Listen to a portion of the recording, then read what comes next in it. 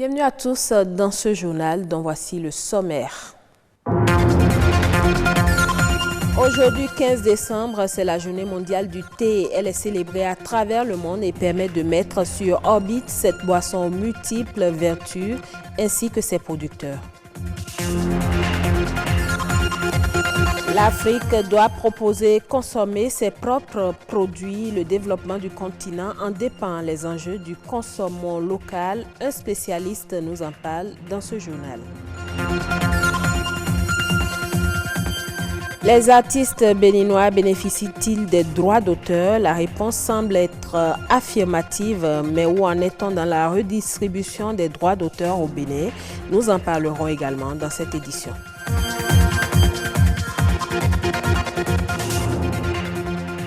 Le thé, c'est l'une de vos boissons favorites, mais savez-vous qu'une journée internationale lui est consacrée?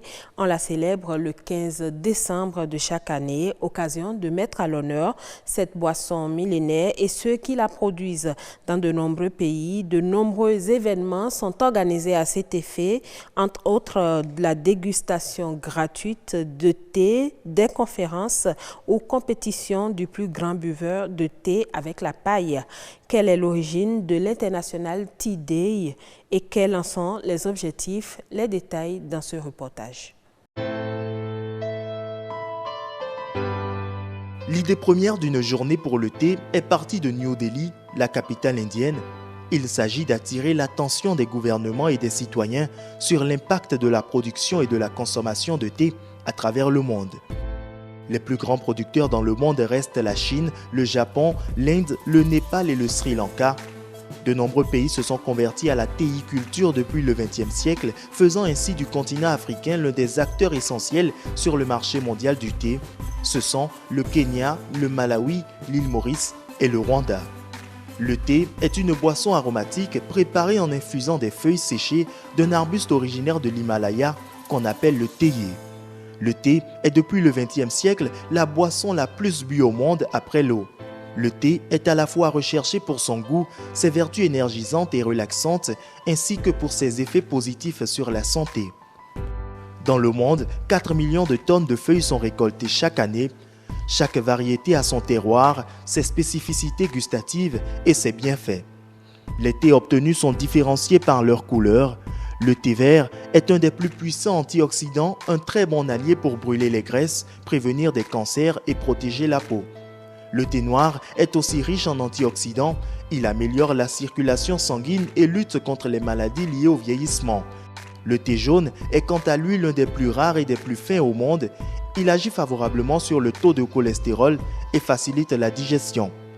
Le thé bleu quant à lui aide à prévenir le diabète et améliore les fonctions cérébrales. Le thé blanc est celui qui subit le moins de transformations et le plus riche en antioxydants. Il protège le cœur, la peau et prévient de certains cancers. Cependant, attention, consommé en excès, le thé peut irriter la paroi de l'estomac et entraîner des indigestions et des constipations. Tout comme un café, un thé fort dans les heures qui précèdent le coucher peut être une cause d'insomnie. Évitez de laisser infuser le thé trop longtemps, pas au-delà de 7 minutes. Il faut se brosser les dents régulièrement après avoir bu du thé et surtout boire un verre d'eau juste après sa tasse de thé. L'Afrique doit relever de nombreux défis. Le continent doit pouvoir proposer et consommer ses propres produits. Son essor en dépend. Mais c'est également une question d'ordre culturel. Adama Koudo est entrepreneur africain. Il nous en parle au micro d'Évariste Zomaron et Estelle Pazou. Le consommant local, c'est cultiver local, transformer sur place, consommer ici. Voilà, quand on dit local, c'est toute l'Afrique, c'est le Bénin, c'est le Togo, c'est le Congo, c'est l'Afrique du Sud, c'est le Maroc, tout ça là, on appelle ça local, c'est l'Afrique. Le consommant local rencontre de gros défis. Le premier est culturel, parce que depuis des décennies, depuis nos indépendances, les colons, le blanc nous a formatés à ne croire qu'aux produits qui viennent de l'extérieur. Donc aujourd'hui, dans nos pharmacies, dans nos supermarchés, nos boutiques sont remplies donc de produits qui ne viennent que de l'extérieur. Et c'est seulement cela que nous croyons. Vous ne pouvez acheter un produit et le consommer que quand vous croyez en ce produit. quand vous avez confiance en ce produit. Donc, et le consommant local a un problème de confiance. Tout ce qui est fabriqué localement n'est pas bien, n'est pas de qualité, ne respecte pas les normes. Voilà, on ne croit pas à nos frères africains. Tout ce qui vient de l'extérieur est européen, est chic, est beau, etc. Donc voilà, c'est le gros problème du consommé local. Et souvent, nous percevons la chose sous l'angle agroalimentaire. Mais il y a l'angle textile, vestimentaire, il y a l'angle intellectuel, et puis tous les autres angles, l'angle stratégique aussi, politique aussi. Ce défi du consommé local va être relevé, selon moi, à 2 niveaux.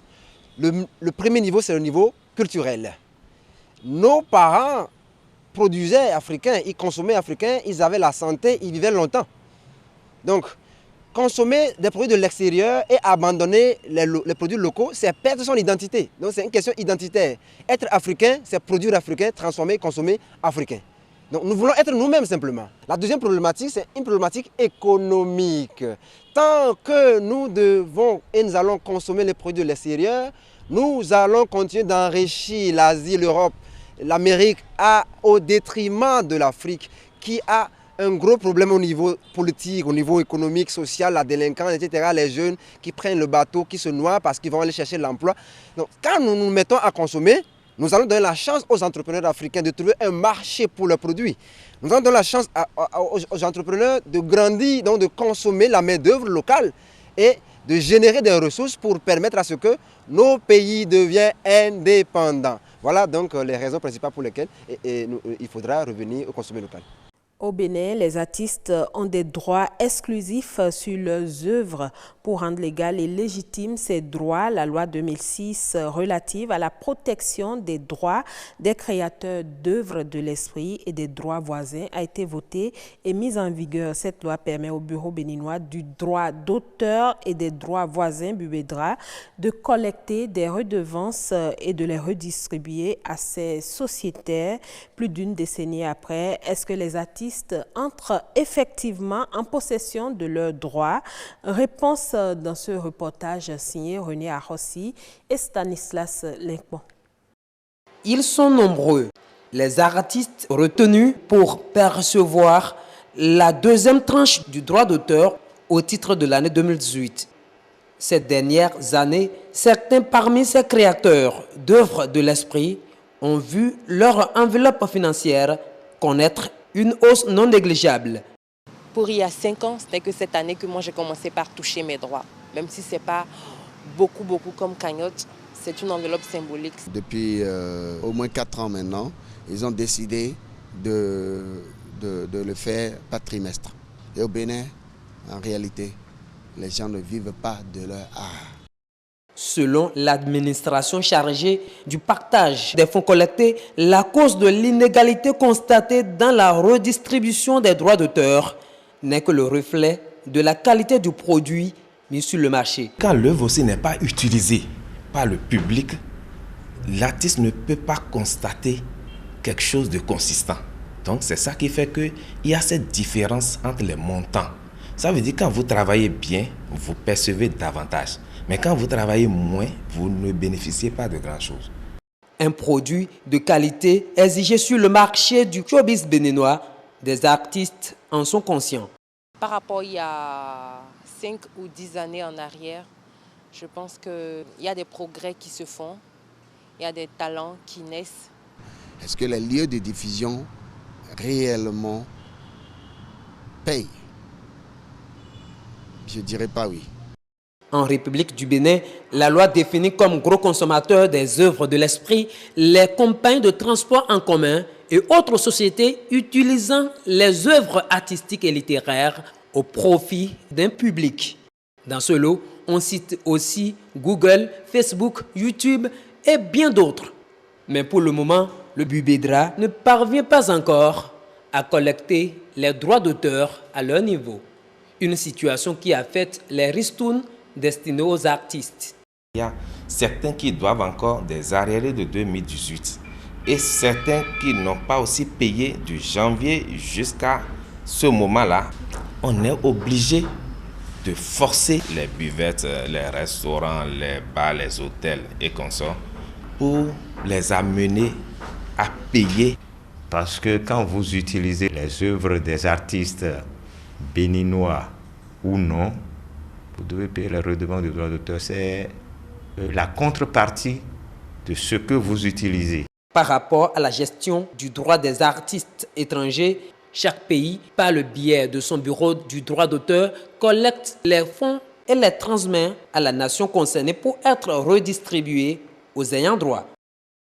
Au Cameroun, la production halieutique est estimée à 289 764 tonnes de poissons à fin octobre 2019. Dans le détail, on enregistre 271 317 tonnes de poissons pour la pêche artisanale, 11 370 tonnes de poissons pour la pêche industrielle et 7 117 tonnes de poissons pour l'aquaculture. Pour booster cette production, le gouvernement affirme avoir finalisé des procédures de construction d'un marché moderne de vente de poissons à Douala. À cet effet, une mission de signature du contrat avec l'entreprise co-contractante est programmée au Japon pour ce mois de décembre.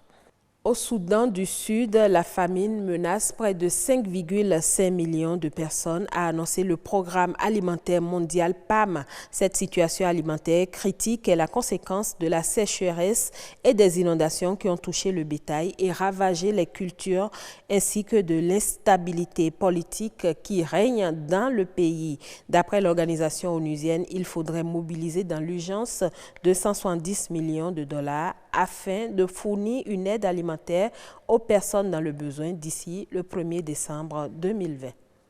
Eh bien, ce sera tout pour ce journal. Merci à vous tous de l'avoir suivi.